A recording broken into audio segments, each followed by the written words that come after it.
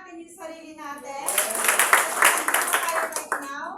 So, by the way, sa mga hindi po nakilala sa akin, ang daming bago comments, no? Congratulations. So, my name is Mary Salvito, former finance coordinator. 9 years pong nagtrabaho. Right now po full-time na kaya yung worldwide.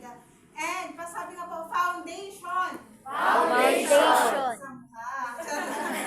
Foundation sa Yung building negosyo. ba may foundation? Yes! Malalim or mababaw? Malalim. Pag Malalim hindi daw. malalim, ano mangyayari sa building?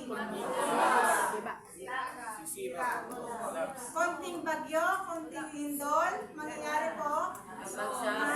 Sira. Ngayon, pag bibili ka ba ng building na ganun yung pagko-construct, bibiliin mo ba? Hindi! Ngayon, tanongin mo sa sarili mo, malalim ba yung foundation mo? Malalim. Alam mo na lang sa sarili mo yan ngayon. So, kapag nasagot mo yan, malalim or mababaw, ikaw yung makakasagot niyan. Kapag mababaw yung foundation, kailangan mo pang training. Ano ba yung mga foundations sa IOM Worldwide? Training, events, mentoring, ano pa? Yun.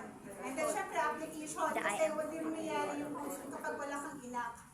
And yan ngayon, ang assignment natin sa bawat isa, check mo yung foundation mo gaano kalalim.